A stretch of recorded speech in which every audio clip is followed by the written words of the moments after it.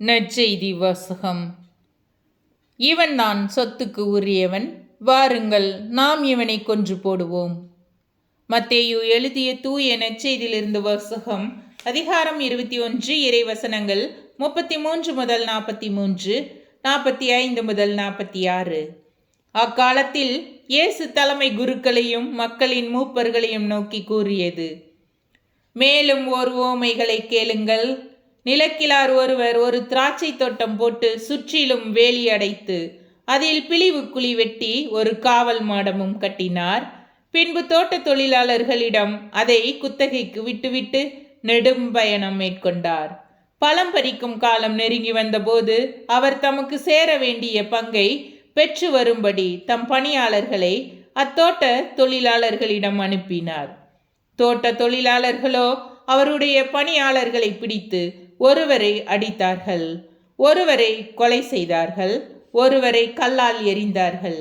மீண்டும் அவர் முதலில் அனுப்பியவர்களை விட மிகுதியான வேறு பணியாளர்களை அனுப்பினார். அவர்களுக்கும் அப்படியே அவர்கள் செய்தார்கள்.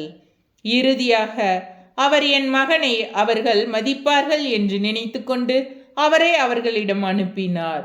அம்மகனை கண்டபோது தோட்ட தொழிலாளர்கள், இவன்தான் சொத்துக்கு உரியவன், வாருங்கள் நாம் இவனை கொன்று போடுவோம், அப்பொழுது இவன் சொத்து நமக்கு கிடைக்கும் என்று தங்களிடையே பேசிக்கொண்டார்கள்.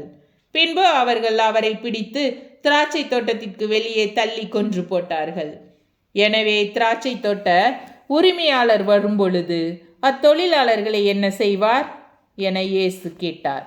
அவர்கள் அவரிடம், அத்தீயோரை ஈவிரக்கமின்றி ஒழித்து விடுவார், உரிய காலத்தில் தமக்கு சேர வேண்டிய பங்கை கொடுக்க முன்வரும் வேற தோட்ட தொழிலாளர்களுக்கு அத்திராட்சை தோட்டத்தை குத்தகைக்கு விடுவார் என்றார்கள்.